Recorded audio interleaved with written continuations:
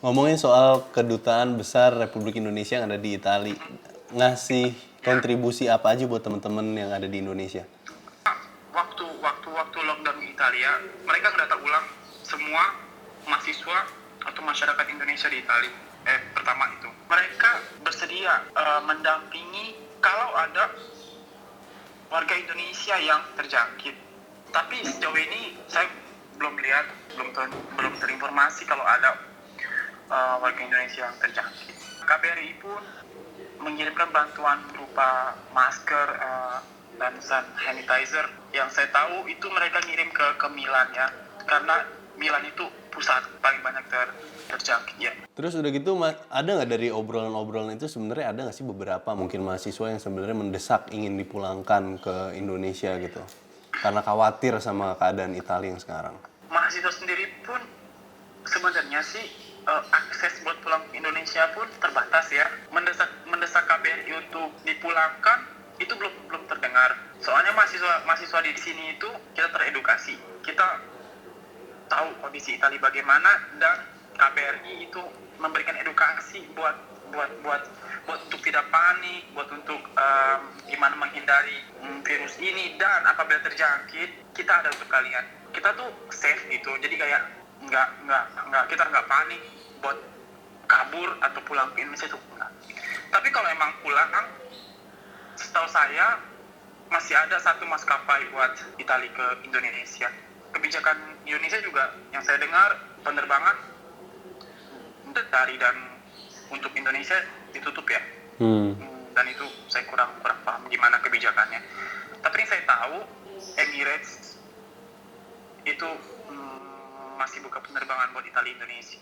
Anyway, berarti semua menjalankan perannya dengan baik ya di sana, di mana KBRI di sana berperan sebagai fasilitator juga, teman-teman yang ada di sana juga pengawas juga di sana, dan teman-teman di sana juga selama di lockdown ini juga menuruti sebuah peraturan dan juga arahan dari KBRI gitu ya.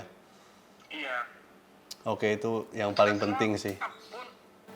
KBRI pun langsung bikin grup di WhatsApp yang isinya itu perwakilan dari kota-kota.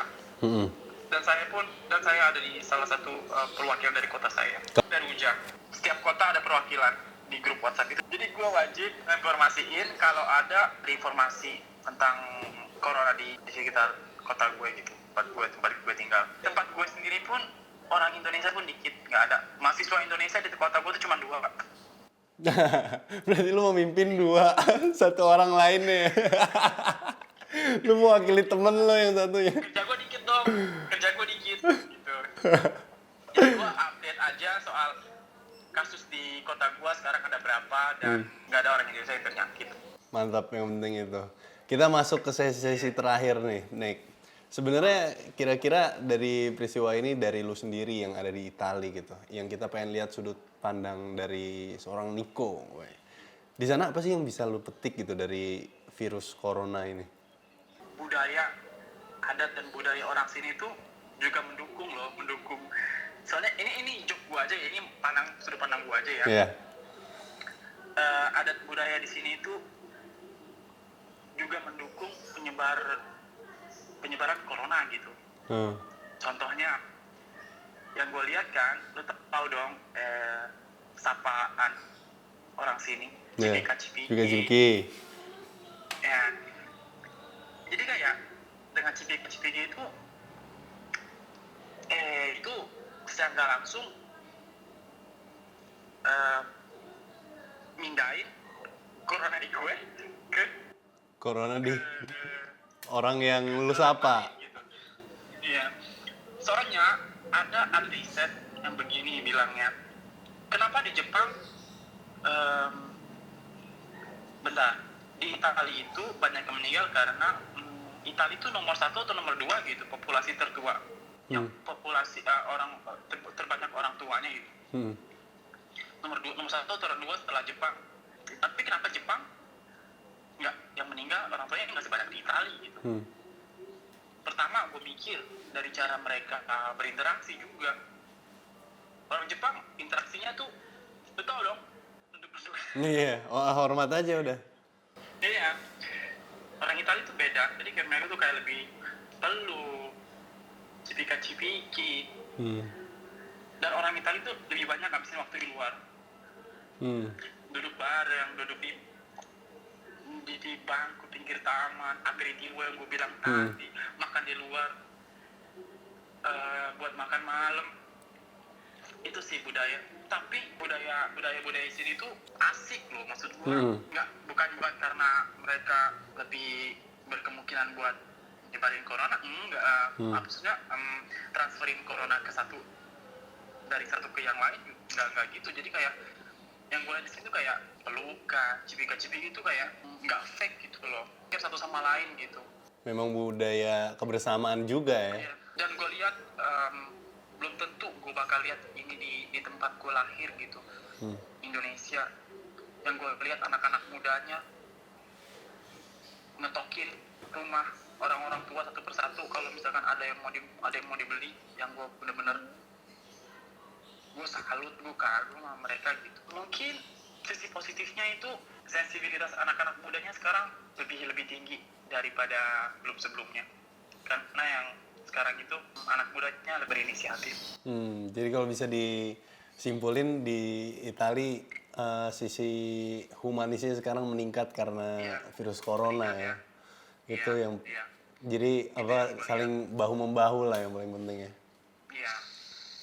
Kira-kira yang terakhir gue pengen nanya, apa sih yang bakal lo lakuin setelah lockdown ini selesai? Pergi ke bar, ke warung buat minum kopi bareng. Satu lagi, selama gue di sini 2 tahun, gue belum pernah ke Venesia. Lo harus ke sana berarti? Gue harus ke sana. Iya benar, lo mesti ke sana. Gue harus ke sana. Soalnya punya rencana, cuman gagal lockdown belum bisa gue lakuin buat sekarang.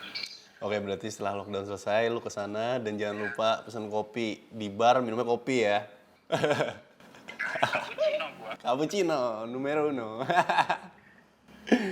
Oke. Gua beli alatnya. Mana? Ini baru nih, lu beli baru karena di lockdown. Iya. Oh, wah. Kopi itu bukan budaya gua. Tapi karena gua udah ngelakuin di sini hampir 2 tahun, yang gue setiap pagi, jadi kayak gue mesti ngopi nih, Gus. Jadi kebiasaan ya. Dan di sana di Italia tuh biasanya orang habis makan tuh ngopi, ya nggak? Ngopi, iya. Habis makan tuh ngopi. Iya kan?